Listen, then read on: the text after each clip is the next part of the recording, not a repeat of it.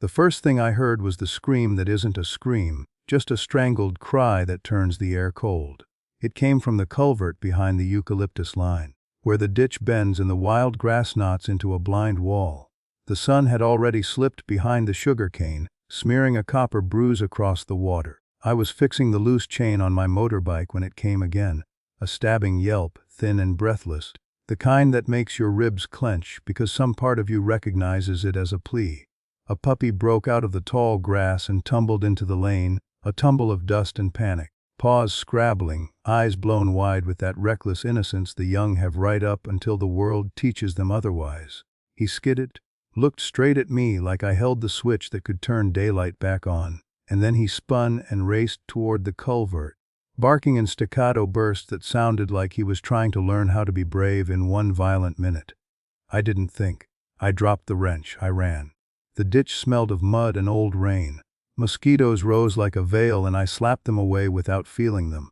The puppy's bark turned into a repetitive, desperate rhythm. Twice, 3 times, pause, twice again, and it bounced around the concrete throat of the culvert until the sound felt like it was echoing from inside me. Then I reached the opening and saw the shape no one wants to see, thick, scaled, coiled wrong against the geometry of the world. The snake was enormous, not a rumor-sized snake or a midnight story, but a living engine of muscle thicker than my forearm, patterned in dusky greens and mud-brown chevrons. The German shepherd mother lay half in the grass and half in the water, struggling, her hindquarters twisted, her eyes glassy with pain. The coil cinched around her ribcage and neck was a belt drawn 1 notch too far, then 2, then 3. The puppy circled her, snapping a sound that pretended to be a growl and landed as a sob. I didn't speak. I couldn't. It was like the air had been pressed flat and my breath had nowhere to go. Time telescoped. I had a fragment of memory of my father's hands showing me the leverage of a pry bar, his voice saying, "It's not about strength, it's about the angle." And over that the very old instruction that lives in the bones of anyone who has ever loved anything vulnerable, do something. The puppy pressed his wet nose to my boot, and then went back at the snake with a fierce, ridiculous bark, and the snake flinched. And that tiny flinch moved the whole machine of this crisis into possibility. I felt my spine settle. Awareness returned in fragments, the grit under my knees, the metal taste of fear, the damp cold of the culvert stone, the soft thud of my heart. I edged closer on my palms. The mother bared her teeth not at me but at the pain. A fishhook snarl that slackened into a wheeze. Her eyes flicked toward the puppy, then to me, then back. If permission exists between species, it was there. I kept my gaze low and slow, speaking nonsense into the ditch air just to keep my breath steady. My hand found a branch, half-rotten, spungy, useless. I tossed it aside. The snake's head was buried in shadow, tongue tasting the wet. Another yelp. The puppy tried to bite the coil, and in the second of distraction I lunged, not at the snake's head, because I wasn't stupid, but at the coil itself. My fingers sank into something warm and armored, and I felt how alive it was, like holding a vibrating cable that carried a river. The snake tightened. The mother made a sound like a door closing. I braced my knees into the mud, anchored one heel against the culvert lip and pulled. Not strength, angle. I thought of the puppy's heartbeat, saw it flutter in the hollow notch of his throat. I pulled again and felt the coil shift a finger's width, then another. The snake whipped its head out of the water, eyes cold, mouth open in a silent, obscene geometry. I didn't meet its gaze. I shifted my hands, found a better grip, and levered the coil upward, just enough to slide my forearm under the pressure and give it something to distribute against. The puppy crawled beneath me, pressed his spine into my shin, and barked until his voice broke. I don't know what happened to time. It was measured in breaths, in heartbeats, in the sting of grit under my nails. When I finally pried that coil open enough for air to whistle into the space between snake and fur, the mother's lungs seized, gasped, fought for a corridor back to life. In the second of slack, I shoved my weight into the snake's turning body, shoved like my whole childhood taught me to shove, with the stubbornness that is the one inheritance no one can steal. The snake slipped, not far, just enough for the coil to slip lower. I changed the angle again, got my hand inside the noose and twisted. The snake thrashed, water slapping the culvert wall, a bitterness of rotting leaves splashing my mouth. The mother kicked once, twice. The puppy flung himself forward and sank his little teeth into the scale, tail whirled. and I think he shocked himself with his own courage because he yelped and let go. But it was enough the snake shifted that fraction more that turns a story from ending to continuation. I dragged the coil down, elbow screaming, and then there was a gap. The mother saw it, or felt it, and drove herself through with everything she had left. The snake tried to tighten again but caught only air and a slickness of fur. I fell backward into the grass, and the sky came rushing over me like a mercy. I don't remember standing. The next clear image is my hands on the mother's neck, feeling the tremor there, my voice making sounds I would later not recognize as mine. The snake was still there, coiling away into the culvert shadowed, long and impersonal and prehistoric. The puppy planted himself between the snake and his mother, tiny chest puffed, voice shredded with bravery. We held that fragile geometry for a breathless instant. Me as a pillar, the mother as a breath, the puppy as a bell. Then the snake, with the arrogance of a river that doesn't care what it floods, slid away. The ditch absorbed it. The world resumed. I carried the mother because there was no other way. She was heavier than I expected. The kind of heavy that steals your breath in installments. And her fur was warm and soaked with that swampy water. The puppy followed so closely my heel brushed his nose. I laid her on an old jute feed sack under my veranda, where the air smelled of motor oil and coriander seed drying in a pan. The light was going gold at the edges, the way it does on days that deserve a second chance. Her breath clicked like a loose marble in her chest. When I offered her water, she turned her head, then swung it back and lapped in shallow, grateful motions. The puppy climbed onto my foot and stayed there. He shivered and then pretended he wasn't shivering. I pretended I didn't notice. Night made everything both closer and far away. My neighbor Rahim heard me on the phone and came with an old headlamp and a bottle of iodine and the stubborn insistence of a man who has raised 4 daughters and knows how to keep panic outside the door. "Snake?" he asked, and I nodded, and he let the word hang like a moth above the lamp beam. We cleaned shallow grazes where scales had rubbed her raw, checked for bites and found none, ran our rough hands down bone and muscle and found them all still attached. When we were done, he squatted and watched her breathe, his forearms on his knees, while I changed the water and made a bed out of folded rice sacks. The puppy curled into the curve behind her forelegs and closed his eyes so fast it looked like a fall. I didn't sleep much.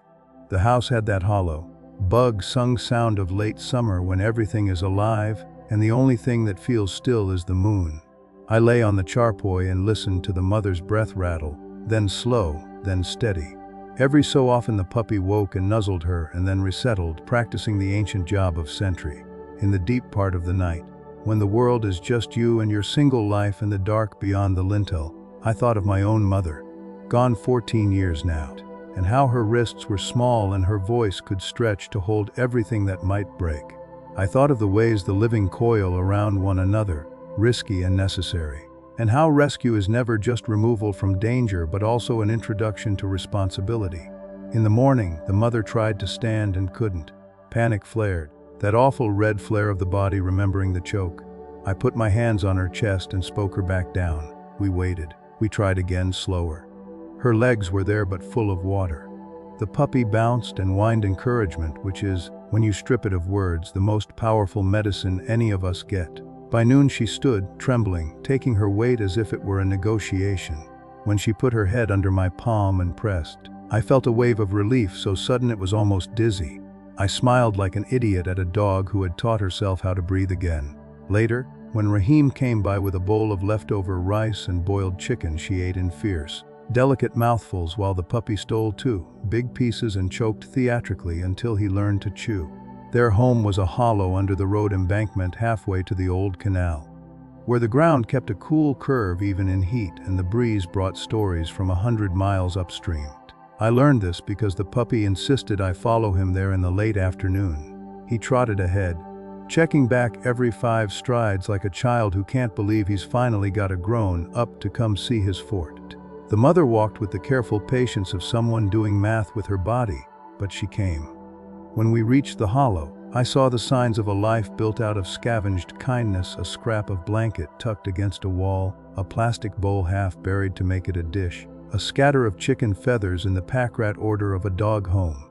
The puppy nosed everything, then looked at me, then at his mother, then back, and I understood what he was asking without understanding words. Will you keep being here? I told myself I would visit. I told myself they would find their own wild steady. But a story that begins with a coil rarely ends with a clean cut, it braids. Over the next weeks, the mother's ribs stopped showing and the rattle moved out of her lungs. She stood taller, her ears picking up sounds I couldn't hear. The puppy, who for days had pounced at his own shadow and thrown his small body between the ditch and his mother, began to grow into his legs, into a coat that replayed his mother's colors in a brighter octave. He learned restraint. He learned that the world often comes in slow, not just in floods. And because I was weak in the face of his crooked smile, and because certain debts can only be paid in food and presents, I brought rice and bones and a rubber ball I found under my couch. He learned bounce. He learned, after almost 3 weeks, to come when called. They also learned me, the mother, whom I began calling Remat even though naming is always a dangerous intimacy, watched my hands and eventually learned to trust them. She would press her shoulder against my thigh when the road trucks growled, too close. She would sit with that perfect, dignified German shepherd sit that looks like an old temple statue and watch the canal light move across the water. If the puppy wandered too far, she would lift one paw, just barely, a punctuation mark, and he would tumble back, pretending he had meant to return all along. There were days I forgot they had almost been taken by the ditch.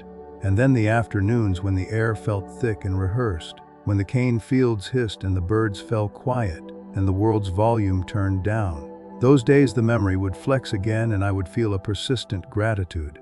A gratitude with thorns, because it had almost not been. It was on a day like that that the snake returned. No, that's not right. It was on a day when the world made a shape that looked like a return. In truth, who knows if it was the same one? It was another coil in the long sentence of this place, another ripple of appetite moving through the underbrush. I was mending a loose plank in the irrigation sluice, sweating into my shirt in big coins, when the crow's blood shouted and the puppy's voice rose into the sharp register I had learned to fear. The sound was coming from the far side of the embankment, down where the land sinks into the spill pond. Remat's bark rode under it deeper, not panic but command. My stomach went cold. I had not brought a stick. I had not brought anything but my hands. I ran past the eucalyptus stand. The light had that bruised quality that makes distances lie. The crows tumbled blackly above a point near the water where the reeds shook in a way the wind cannot cause. When I reached the edge, the land dropped in a sudden brown throat and I stumbled down it, skidding on gravel. The puppy streaked past my feet and launched himself into a mess of reeds and scales. He was bigger now, almost too big to be called a puppy, but in that moment he looked small again, bright with courage and foolishness. The snake was wrapped around a goat kid that had wandered from the neighbor's herd, and the kid's thin bleat was a knife. Remat was on the other side, not lunging, not snapping, the restraint she had learned from surviving, but placing herself in a precise geometry that forced the snake to reassess angles. She caught my eye, and I swear the seconds slowed into a spacing where meaning could fit. There was a warning there and a request. This time, I did not go for the coil. This time, I went for the reed cutter that the pond keepers leave stuck in the mud.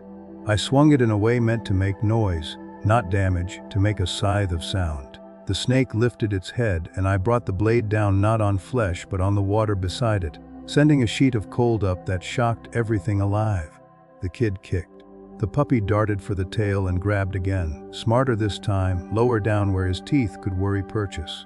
Remat stepped in then, quick and exact as a chess move, and put her weight against the coil at the point where it hinged. The reed cutter came up and down again, water more than scale. A hammering of the air with the fact that there were 3 of us and a 4th that needed breathing. The snake unknotted, furious, and I felt the temptation to chase it, to finish something that never ends. But Remat had already turned to the kid, nose to ribs, pushing breath into lungs that had gone too still. The puppy released his grip and stood panting with a look of disbelief that the world could be this dangerous and also this beautiful. The neighbor came crashing through with a stick and curses and a face sweating fear. We hauled the kid up out of the reeds, shoved its spindly legs under it, rubbed it the wrong way until a tiny, stubborn life flame took again. The snake slid under the water with a sinuous lack of concern that made me want to throw rocks until dawn. I didn't. I stood with my hands open because sometimes the only answer is allowing what survived to fill your sight until the world narrows down to that. Remat looked older after that day. Not in body. Her coat had never gleamed more. But in the eyes where a new depth had moved in, a lake where there had been a stream. The puppy, whom I had begun calling Gogi in a moment of silliness that stuck, looked taller, as if something in him had stood up and refused to sit back down.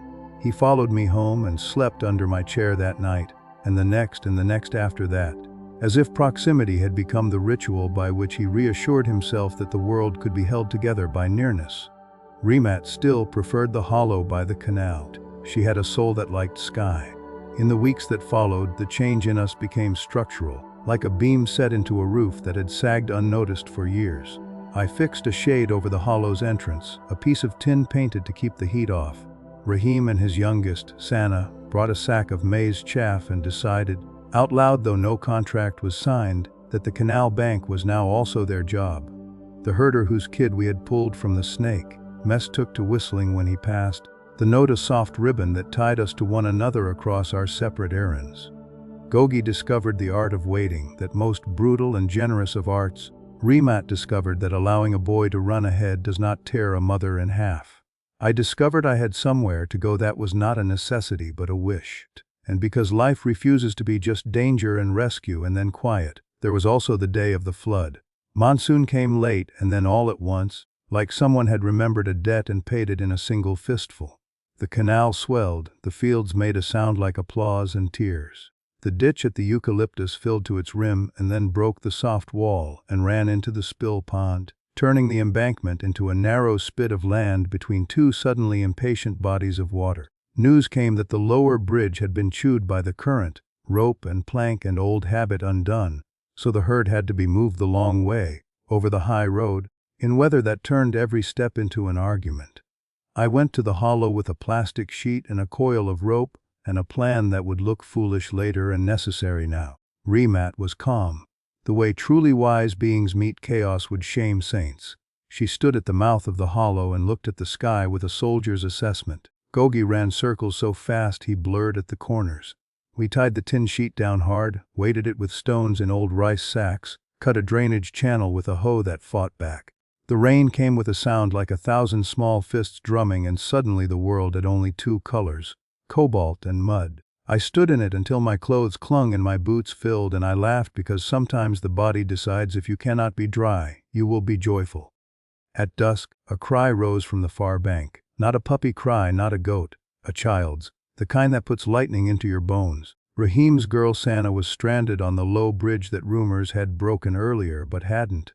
Only now it was breaking. She had gone to fetch the bangle she'd been forbidden to leave, and her foot slipped. And then she ran, and then there was no back, and the current was licking at the planks. We didn't think. We ran. The embankment was slick under my feet, and twice I went down to one knee and felt the gravel grind in. The rain flattened everything. Gogi was a bright streak, his coat the only clean color in the world. There are moments when the memory of a snake becomes a tool. We had learned angles. We had learned how not to panic. On the bridge, the planks shuddered and the rope railing was a lie. Sana stood at the center, rigid with the kind of fear that will not let a body be wise. Her lips moved in a litany small as rain. Remat took the left flank and sank her weight into a stance so solid the air leaned on it. I went onto the bridge, hands out, boots slipping, knees remembering other ditches. "Sana," I said, and my voice came out like a stranger's and also like her aunt's and also like the smallest voice inside her head that wanted to live. Behind me, I felt a tug. Gogi had taken the rope end from my hand and carried it in his mouth, not like a game but like he held a line that connected us to land. He backed up. He set his feet. He became an anchor in a world that had turned fluid. The first plank went under with a sound like a door slamming, but only one end dropped. I leaped the gap. The second bent and held. I reached Sana and she grabbed me so hard I knew I would carry the shape of her fingers for days. We turned. The water licked higher, and the rope railing varnished with algae went slick in my hand. "Look at me," I said, and she did, and in that tiny corridor where eyes meet we built a plan. One step, rope. One step, breath. Then a plank yawned and I threw the rope to Remat, and of course she can't throw but she understood exactly where the line needed to go and placed her mouth On it, with the delicacy of a violinist placing a bow, she pulled, Gogi pulled, I pulled. Santa moved and did not look down, and her bare feet slapped the wood, and we made it off the bridge, and the world came back into continuous time, and I set her on the embankment, and her tears were hot and human in the cold rain. We laughed then, the hysterical laughter of the reprieved. The canal surged, and the embankment held, and the rain slowed as if it had made its point. Raheem ran breathless and furious and grateful, and scooped his girl and scolded her into safety. He gripped my shoulder so hard my bones chimed. We went back to the hollow, where the tin sheet held and the drainage cut a neat geometry through the mud into the spill. Remat shook herself, and the water came off her in an arc that glittered as if we were in a movie never made. Gogi leaned against my knees as if he had always known they were meant to hold him up.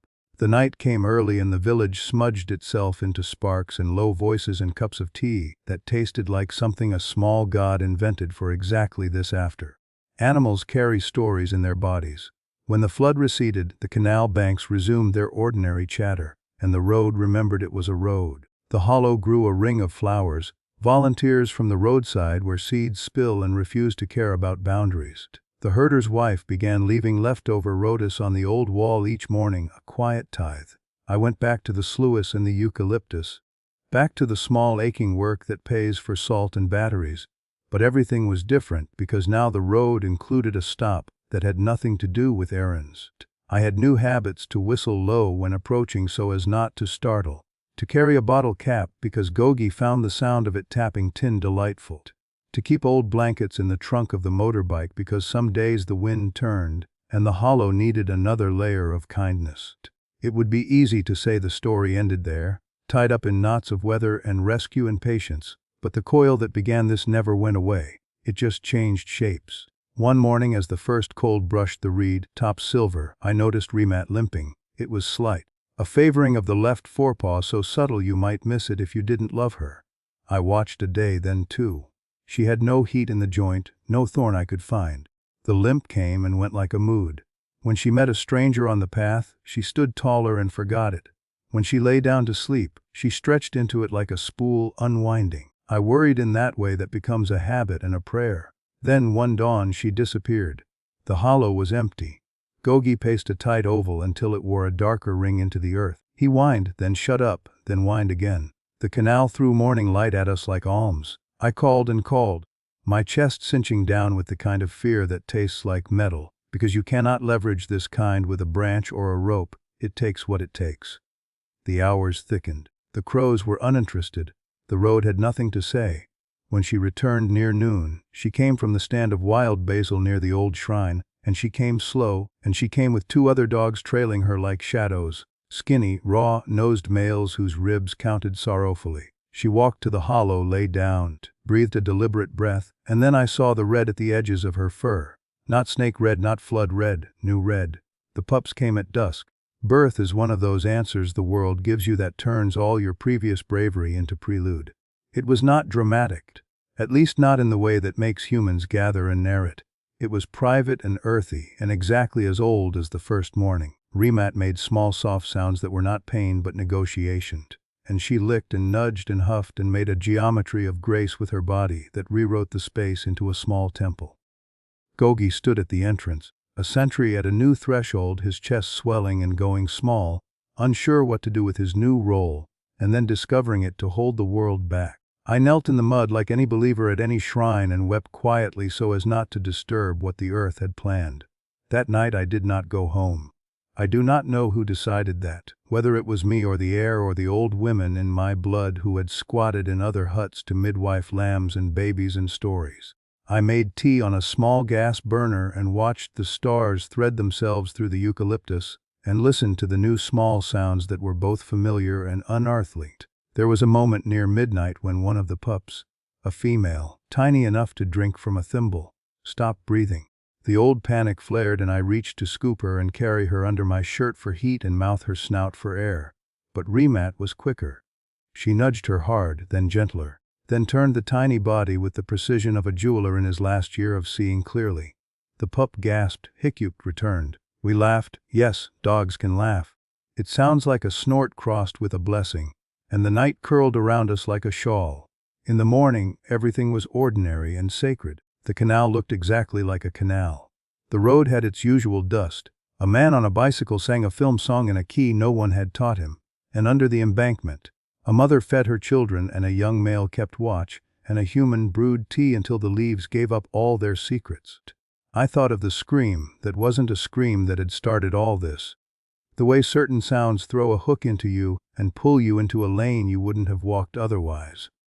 I thought of the coil, and the flood, and the bridge, and of the rope between my hands and Remit's mouth, and how sometimes salvation is not a single moment but a practice. You rescue, you learn, you hold, you repair. You go back tomorrow.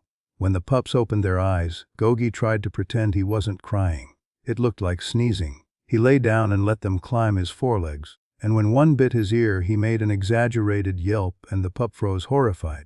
And then he licked her face, and it became a ritual they would perform daily until she learned the mechanics of mercy. Remat watched with a composure that made me feel like a child appointed to the role of uncle.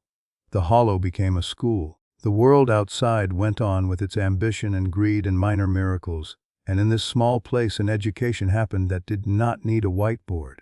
There were new dangers, of course. A cobra once, which we treated with the respect of strangers who share a road but not a home. A boy with a slingshot whom I caught and shamed, and then hired to fetch water until he understood that power feels better when it sustains. A news rumor about canal expansion that tightened my chest for weeks. We faced them with the skills we had acquired: attention, angles, solidarity, a willingness to be ridiculous in public if that is what caring requires.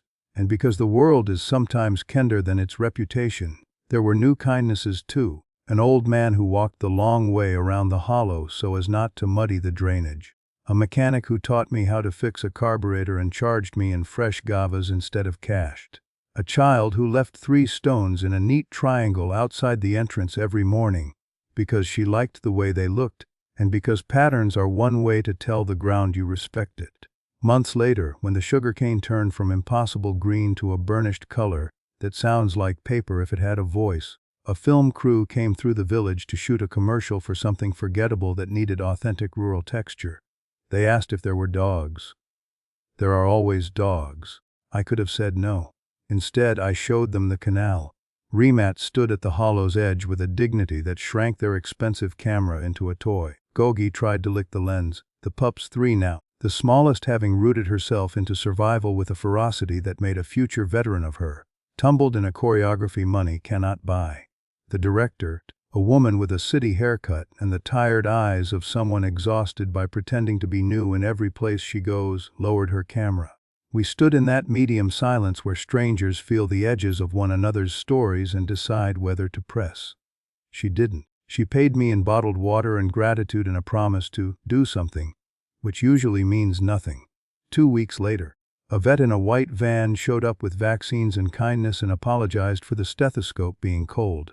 I held dogs while they forgave the needle. When the van drove away, the hollow smelled briefly of alcohol and then of wet earth again. On the anniversary, if you can call it that, of the day the scream arrived like an alarm clock we hadn't set, I walked to the culvert with a length of ribbon. I don't know why. Humans, Mark. It is our one reliable skill. The culvert looked smaller than my memory of it. The ditch seemed like a mistake the world had corrected, though the geometry of possible danger lay there, quiet and eternal, like a tool that could do harm or good depending on the hand that held it. I tied the ribbon to a reed and watched it flick its small color in the breeze. It meant nothing. It meant everything. On the way back, Gogi found a stick and invited me to play tug, and I had no choice. We dragged that stick together until we laughed and the ribbon took its own story down into the water and kept going. This is the part where people like neat lessons. I am suspicious of them, but certain truths insist on being told even when they annoy me. One is that bravery rarely feels like bravery when you're using it. It feels like confusion and then choice and then a stubborn refusal to let go. Another is that rescue doesn't come with trumpets. It often arrives disguised as a task you didn't plan to do that becomes a life you are proud to have done. The third is that the distance between our species is shorter than we think. It is only the span of a rope between teeth and hands, only the angle of a coil loosened by attention, only the silence between a mother and a stranger saying yes at the same time, sometimes late, When the night has softened the outlines of the eucalyptus and the canal makes its moon sound, I lie on my charpoy and listen to the hollow breathe. It has a sound now, a household sound, the scratch of paws rearranging a bed, the chuff of dream, the small percussion of tails against tint. It blends with the road and the frogs in the wind, and my neighbor's radio murmuring a song about love that, for once, means the plain thing and not the metaphor. I think of the snake then, the first and the second, and I feel no anger. That surprises me. I feel a softness for the blunt fact of hunger and survival that drives all of us. The river, the reed, the goat, the boy with the slingshot, the film crew, me. I understand that for a second you are everything's target, and then, because someone chose to leverage an angle and hold a rope and show up the next day, you are instead part of the net that holds the world above the ground. In the dark, if I listen carefully, I can hear something else. The heartbeat that thudded in the hollow notch of a puppy's throat on a day when the air went thin. It lives under every other sound now, a metronome for a life I didn't plan. It says wake, run, hold, wait, learn, love. It says there is always a coil somewhere, but there is also always a hand, a paw, a mouth, a shoulder, an old man with a sack of maize chaff, a child with 3 stones arranged like a prayer. It says, the world is very dangerous and very beautiful and you do not have to choose. It says, breathe. And on nights when the breeze goes soft and the canal lies so still the moon is tempted to mistake it for sky, I walk to the hollow and sit at the entrance like a supplicant. Remat lifts her head and looks at me the way mothers look when they are counting. Gogi thumps his tail and rolls dramatically for a belly rub he knows he has earned 100 times. The pups, no longer quite pups, play a game that looks like chaos and is in fact logic. I reach out and my hand rests on warm fur that was almost taken from the story and was not, and the world, for one humming breath held stretch, completes its circle and closes like a fist around a small bright thing that will not go out. Weeks folded into a season and the canal took on that slow, metallic sheen that means the monsoon has become a story people tell between sips of tea. The pups discovered everything at once, ants and their private wars, dragonflies that were basically spells with wings, the way a tin bowl could be both a mirror and a drum. Gogi graduated from sentry to tutor. He would lie in the dust like a stone with a heartbeat while they climbed his ribcage and squeaked into his ear. And then, at some mysterious cue known only to dogs, leap up and whirl until they were scattered like leaves, scrambling back in indignant joy. Remat, majestic and unhurried, watched from her place by the hollow's mouth, interrupting only when a game teetered on the edge of reckless. I sketched them in my head the way I imagine a carpenter measures by eye the rightness of angle, the balance of weight, the quiet satisfaction of joints that hold. It would have been enough just to witness. But places do not stay where you left them in your mind. In late October, when the sun turned ruthless again and the air tasted faintly of tin, a crew from the irrigation department came with survey stakes and the stubborn certainty of men whose job is to make the old path straighter. They wanted to widen the embankment, lay concrete where roots held it now. They had a map with clean lines that did not account for hollows that are also households. I walked with the foreman, a man with good shoes and a tired voice, and showed him where the drainage cut our survival into the mud, where the tin sheet flashed like a prayer flag when the wind came from the reed beds, where small paws had learned the meaning of boundaries kinder than fences. He listened like a person trying to be fair in a system that is not. "We'll be back in 2 weeks," he said, almost apologetic, after the heavy machinery finishes at the south culvert. His eyes drifted past me to the canal as if he could make it a witness. Those 2 weeks were the slow, brittle kind. Every sound had an aftertaste of threat. The pups, who now numbered 3.5 on account of one who was the size of a biscuit but the will of a bolt of lightning, sensed the change before we did. They clustered closer, sleeping in a tangle that looked like a rug if rugs breathed. Gogi's patrol widened, his paws tracing a perimeter that took in the wild basil and the old shrine and the place where the goats liked to come at noon to insult the grass. Remat's gaze grew flinty, the kind of calm that is not the absence of worry but its mastery.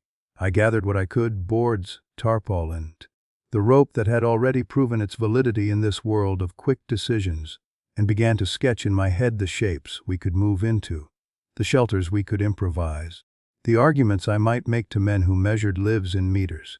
There are disasters you can see on a calendar. There are disasters that come the way a snake comes, old patterns manifesting in new shadows. The wind went odd on a Wednesday. It carried a mineral smell like a nail in your mouth. By afternoon, smoke fed itself into the sky from somewhere upriver, a gray column that made the egrets look like mistakes left by a painter. Field fire. It happens every year. Someone decides to clean a stubble patch with a match instead of a blade, and the wind, hungry and egalitarian, carries the lesson downfield. By evening, the smoke had blurred the horizon to charcoal and the sun smoldered red like a coin heated in a forge. People came out of houses to look because that is our first defense against the huge, make it smaller with company. The fire leapt the irrigation ditch where the banks were low. It did not so much move as appear in segments, one after another, like a thought someone could not shake. By nightfall, embers were skipping east like fugitive stars. I went to the hollow with my bucket and my ridiculous optimism and found the family already in formation. Gogi stood at the top of the embankment, ears like sails catching the sound of a danger that moved more in hiss than in roar. The pups were packed under the tin like precious contraband, eyes saucered with a question that was too big for answers. Remet stood by the drainage channel, her body making a gate. I poured water. It turned to snake steam before it even sank in. Sparks blew across our small geometry and died against damp earth and my wet shirt. "We move," I said to the air, to the smoke, to the part of myself that was trying to argue for staying with the familiar.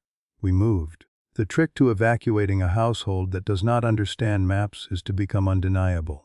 I picked up the smallest pup and tucked her under my shirt where her heart stuttered against mine, and she forgave me because my chest made a sound like a drum she knew. The other two I lured with the jar lid we used as a spoon, clacking it against tin as if we were calling spirits.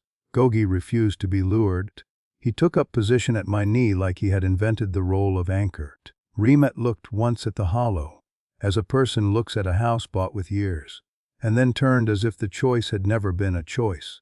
We went for the old shrine on the slightly higher ground where a banyan's thick roots complicated the fire's arrogant mathematics. We were halfway up the embankment when the snake appeared, because stories sometimes obey a logic so old it feels like prophecy. Maybe it had been sleeping in the reed bed. Maybe the fire's low breath flushed it out, or hunger, or the indifferent imperative of its own survival. It manifested beside the drainage cut, a spill of muscle and history, its body a map of old fights and a brutal sort of grace. In any other context, its movement would have been a natural marvel. In this one, it was a line drawn between us and where we needed to go. It lifted its head as if it were listening to our fear for instruction. Gogi did not bark. He went into a stillness I had seen only once, on the broken bridge with the rope in his mouth. He placed himself between the snake and the pups as if he had been rehearsing that placement in every game he had played since he learned his weight. Remat took the other side, her body exactly not lunging, exactly not provoked. She did not growl, she existed like an equation whose answer the snake would find distasteful. I set the pup from under my shirt into the jar, lid clatter, and felt the split in me, one part calculating angles and leverage, the other wanting to be a person whose story never includes the phrase. Then I ran and left them. I chose both. I backed up the pups with my body, my two arms, my voice flat and steady. The snake tasted the air, tongue flicking a telegram into the world. Fire makes predators impatient. The snake flowed toward Remat in a motion that contained no hesitation. She stepped to meet it, not a half step but a fraction, the sort of precision that makes a dance look like a miracle. Gogi surged toward the tail and latched on low, learning again the lesson he had paid for in puppyhood. The snake turned to punish him and met my own small insult, a shovel I had forgotten we'd left against the drainage. I brought it down in a thud that was all sound and no damage, loud enough to make the air take sides. The snake recoiled, undecided, plural in its intentions. Remat took that indecision and widened it with a feint to the left that opened an obvious corridor. Gogi, who was halfway teeth and halfway prayer, released, jumped back, and then, because bravery, like love, is sometimes about listening, retreated toward me, herding the pups with a shepherd's exactness. We moved through the corridor like water through a break in a dam. The snake, offended by a world that had arranged itself against it, made a strike out of pure doctrine. Remat took it on her shoulder, not the eye, not the throat, a choice that made my breath stop even as I registered it had been a choice. Then she ducked, pulling the strike down so the snake's head thudded earth. a puff of dust, a smell of hot stone. She stepped aside and the snake slithered past into the drainage where our old effort made a coolness that must have looked like argument enough. It went, a dark sentence finding its next clause, the heat wrapping it and disguising it and making it smaller than the moment's fear. At the shrine, the banyan made a canopy that caught ash like snow. We settled under it into a diagram of bodies that felt older than temples. I sponged water onto fur and into mouths. The pups drank the way the young always do after a scandal. Reverently, then greedily, then forgetting to breathe. Remat's shoulder had a blunt bruise where the snake had reminded her this world belongs to nobody in particular. I touched it gently, and she lifted her chin and gave me permission to be useful. Gogi walked the edge of the banyan's shadow. Drawing a circle, we all agreed to stay inside. Around us, the fire made a skirt of light that refused to admit it could be put out, and then, after an hour that lasted a calendar, gave up and died where the irrigation ditch and our own distrust of destruction denied it food. In the morning, the hollow remained, not untouched. Ash lined the drainage like coal, the tin was smoked, the reed bed down slope was gone, leaving a raw geometry of mud. But there, stubborn as a house built by hand and love, the survey stakes were charred. The foreman came with his good shoes in a sack and a look on his face like a man caught in a moral undertow. He saw the ash ring under the banyan, the pups sleeping like commas in a long sentence, the bruise on Remat's shoulder, and he pulled the stakes like teeth. "We'll route around," he said, voice rough, blaming it on smoke. Bureaucracy is not often pierced by grace, but sometimes, for a stretch of road, it goes soft and lets people pass. In the quiet that followed, life did its slow work. Grass returned, then insects, then the frog choir, stuttering and determined. The canal turned back to its regular silver, the kind that hums when it is bored. The pups learned their names because of the inevitability that happens when you address someone often enough with love. The biscuit-sized one became Choti because we could not resist the charm of saying small twice, small by size, big by will. The bold male with the white toe became Raja as a joke that turned into a job description. Every path he walked he made feel like a procession. The third, soft-eyed and cunning, learned to steal without consequence and thus became Peri, a misnomer that saved her life more than once when charm achieved what obedience might not. Gogi, huge now and carved by patience, taught them to pause at the foot of the bridge, to look both ways at a road only goats use, to sit when thunder rehearsed itself just to hear the sound. Remat returned to herself in stages, wearing her bruise like a medal until even that memory faded into the general radiance of a body that refuses to be defined by danger.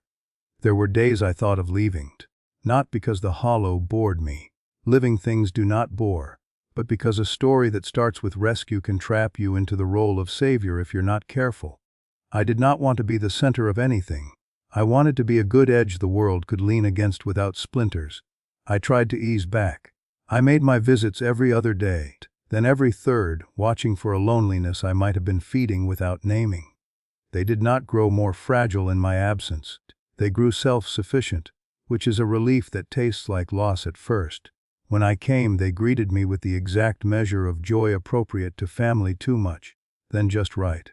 Gogi brought me the same stick 3 visits in a row to prove something to himself about permanence. Remat leaned her head into my hand and let it stay there a beat longer than habit. Choti tried to climb me, Raja tried to boss me, Pari tried to pick my pocket and then smiled, which is an art some dogs are born knowing. The year turned. The sugarcane went down in stripes and the fields looked suddenly middle-aged and then infant again. The fair came with its tinny music and its questionably assembled Ferris wheel and its sticky, sweet drag of jalebi smoke. Children swarmed the road like bees that had been promised sugar, and the hollow became a destination for a few days for people who wanted to touch something real, to rinse off the glitter of cheap spectacle. I monitored with the zeal of a small god. Gentle, I said 1,000 times. Under the chin, not the top of the head. There were small miracles. A boy who had learned cruelty the Borak's way. By reheating the same hurt into different shapes, stroked Gogi's flank and looked like someone worth saving. An old woman with hands like maps sat on the embankment and told Remat about a dog she had loved 60 years ago while Remat pretended to be bored and did not move a muscle. I stood a little apart and watched the exchange of breath and story, and knew with a certainty I rarely trust that we had built a place where people remember what their hands are for. Sometimes at night, when the moon made the canal look like a promise you could keep, I walked to the culvert and laid my palm against the stone where the first coil had cinched. It felt like patting the shoulder of an old grief that no longer had the right to surprise me. I told it what had happened since. How a rope between a dog's teeth and a human's hands had moved a child off a breaking bridge. How a film crew's oblique mercy had become vaccines. How a foreman had undone his own stakes. I told it we had used what had hurt us as instruction and not as prophecy. The culvert said nothing in that useful way old things have. It offered only coolness that was enough. The day I understood we were, finally, a family was not dramatic. No fire, no snake, no flood. It was a Tuesday with a heat that went straight to your bones and baked them pleasantly. I had fallen asleep on the embankment, hat over my eyes. The kind of nap that feels like a decision your blood made on your behalf. I woke to the sound of small paws negotiating my chest and the whisper, noise of a mother breathing evenly beside me. When I lifted the hat, the world arranged itself in the precise order that makes the heart remember its job, the banyan leaves making a lace out of sun. Gogi sprawled like a collapsed bridge with one paw over Choti in a display of protective care that had no audience. Raja snoring outrageously with his pink tongue making a tiny flag at the edge of his mouth. Pari sitting upright like a thief considerate enough to be charming. Remat watching me watch them, untroubled by my gaze. In that moment, we did not need rescue or argument or explanation. We were simply in the middle of something that had quietly decided to endure. It is fashionable to end stories with a twist or a confession. I do not have one. I have instead a practice. In the morning before I open the shop, I boil tea thick enough to tan leather and carry it down to the hollow in a dented kettle. We shared. Because shares had to be invented to make sense of this life. Gogi flicks his ears at the skeins of morning gossip moving along the canal. Remat inspects the world with the eye of a general in peacetime. The pups, now teenagers, awkward in their legs and arrogant in their beauty, perform a daily farce of who will pretend to be in charge. I tell them what the day holds. They listen with that exact blend of attention and whimsy dogs reserve for human speech. Sometimes a fisherman glides by and nods like a note sung low. Sometimes the wind moves through the reeds and carries a smell that reminds us of fire or rain or basil, and we look at one another and take our bearings from the shared past. When strangers ask how we became like this, a dog family and a man bound together by a rope of stories, I tell them not about snakes or floods or bureaucrats with redeemable eyes, though all of that is true. I tell them about the sound a puppy's chest makes when fear and courage strike a bargain, about how leverage is not a talent but a choice, about how the easiest thing to carry every day is the weight of showing up. I tell them rescue is not a single act but a season, sometimes many, and that you cannot rescue anyone alone, not even yourself. You need a rope, a friend, a foreman with a changeable mind, a banyan, a bit of tin, a neighbor who curses with precision and shows up with iodine, a child with 3 stones, a woman with a camera who can turn guilt into vaccines. You need, above all, a mother who will look you in the eye and accept your help without surrendering her dignity. On some nights, the covenants we have made feel visible, like a shimmer laid over the ordinary. The reed bed whispers, the canal trades secrets with the moon. Somewhere in the eucalyptus a bird makes a sound like a string being plucked, and I feel my own heart answer back. The pups dream and twitch. Raja's paw runs as if memory itself is a field. Perry murmurs, caught in a caper's echo. Choti sighs like someone who has cracked open the chamber of enough. Gogi, as always, takes the first watch then the second without complaint, and when he finally sleeps he does so with his nose on my boot. A gesture you could mistake for habit if you didn't know it was a benediction. Remat breathes the steady breath of those who have survived. I sit and keep a humble kind of score that does not tally debt, only days, only breaths. Only the number of times the world could have taken something and did not because a puppy ran out of tall grass and asked, in a language older than words, for an accomplice in living. The rains ended quietly that year, not with a final storm but with a pause, as if the sky had simply grown tired of pouring and decided enough was enough.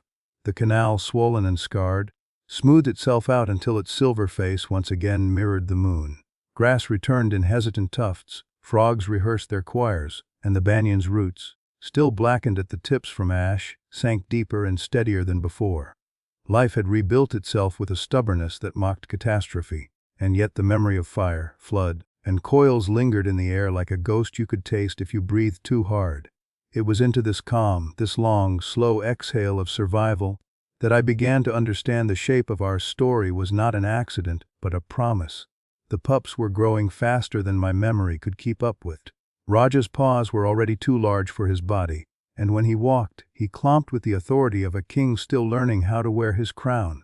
Pari was slyer now, her thefts more deliberate, but she had learned something rarer: how to pause in her mischief, glance over her shoulder, and smile as if to say, "I'm only taking what you can afford to lose." And Chati, fierce little Ember, had discovered her bark, a sharp, high-pitched declaration that startled crows from trees and made Gogi whirl protectively, even though she needed no defense. Gogi himself had become a monument of patience, stretched long in the shade until a stick rolled his way, whereupon he transformed into the bounding fool he pretended not to be. And Rimat, steady Rimat, carried herself like the anchor of an entire world, her stride regal, her eyes wiser than before the coil had taught her how fragile breath could be. It was Rimat who led me one evening to the place where the road curved past the old shrine, where dust thickened in the twilight and children gathered to play games with rules older than memory. She didn't lead with urgency but with intention, pausing every few steps to ensure I followed. When we reached the shrine, she lowered herself onto the earth with a sigh and fixed her gaze on the horizon. The pups sprawled around her in a tangle, their ears twitching at the murmur of evening insects. Gogi pressed his side to mine. The air smelled of coriander smoke from someone's cooking fire, mixed with the sweetness of drying cane. I thought perhaps we were simply resting. But then, with the slow certainty of ritual, Rimat placed her head against my knee. It wasn't submission. It wasn't even gratitude. It was trust, distilled into one gesture, as if to say, "I have given you my children's tomorrow, and I believe you will keep it safe." My throat closed. I lifted my hand, hesitated, then rested it on her crown. For a long time, neither of us moved, and in that stillness I realized what all the rescues had been leading to. Not survival, not even love, but this covenant of trust. Trust, however, is not something the world respects for long. A month later, the officials came back, this time with trucks and fresh stakes. The fire had delayed them, not deterred them.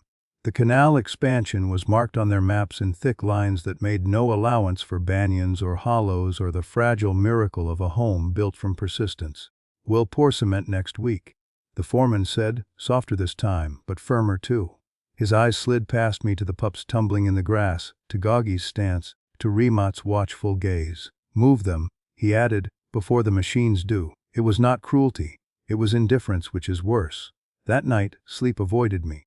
I lay awake listening to the world's small sounds, the creak of my charpoy, the chirp of a cricket in the rafters, the distant whisper of canal water shifting against its banks, and beneath it all, the breathing of dogs, steady, grounding, reminding me that silence is not empty when filled with lives you've promised to protect. I thought of the rope in Gogi's mouth on the bridge, of the coil I had pried apart with my bare hands, of the fire's red hunger licking at our heels. Each time, the choice had been forced on us. This time, the danger came dressed in paper and concrete, slow-moving but inevitable. I wondered if I had the right to resist. I wondered if I had the strength. At dawn, the decision was made for me, not by words but by sight. The pups, half-grown and awkward, were playing in the drainage channel, their barks echoing in the morning light. Gogi leapt over them in one clean bound, a sentinel-turned-jester. Rimat stood at the hollow's mouth, silhouetted against the rising sun, her ears sharp, her body framed by smoke, blue sky. The image struck me with the weight of prophecy. This place was not mine to abandon. It had chosen me as surely as I had chosen them.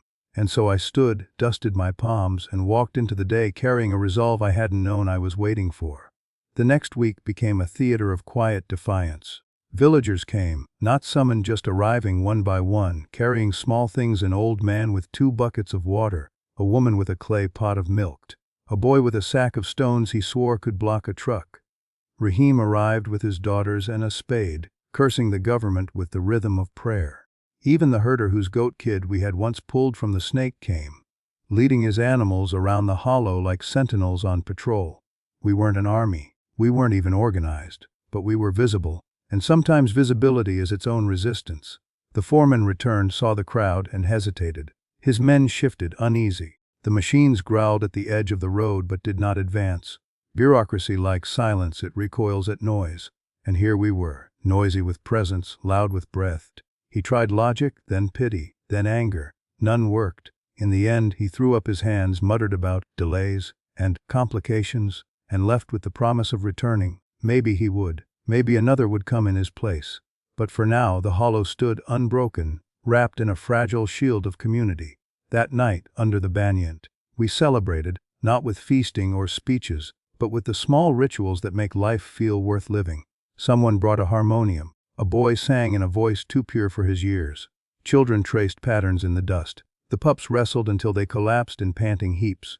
Gogi, tired but watchful, lay with his nose on my boot.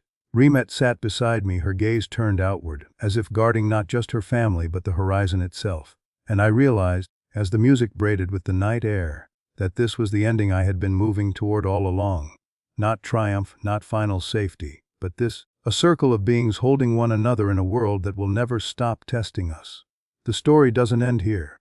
Stories like this never do. The snake will return in some new form, the flood will rise again, the men with stakes and maps will one day succeed. But for now, for this breath, for this season, for this fragile span of peace, we exist, we endure. And endurance, I have learned, is the most radical form of love. When the moon rose that night, it laid a silver path across the canal, and I thought of how every rescue had been a step along that path. One yelp in the grass had become a rope across a bridge, had become a fire resisted, had become a family born under smoke. And now, as I sat with a mother whose trust had remade me, a dog whose loyalty had saved me, and pups whose laughter promised a tomorrow, I felt the circle close. I lifted my eyes, and for the first time I did not feel small under the sky. I felt held. And in that vast quiet, as Remet's steady breath matched the rhythm of the earth, I whispered the only vow that mattered: I will keep showing up. As long as there is breath, I will keep showing up. The wind carried it away, the hollow kept it safe, and the night, gentle and complete, closed around us like a promise. The season turned, as it always does, quietly and without asking our permission. The canal, once wild with flood and fire, smoothed itself into a long mirror where the moon rehearsed its face.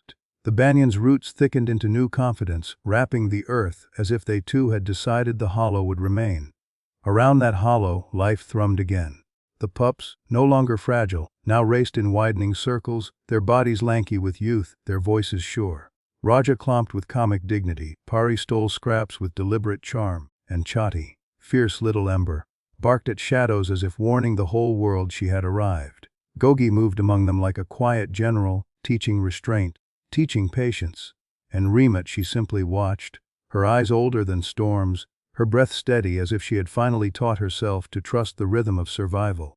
It would have been enough just to witness. But life is never content with stillness.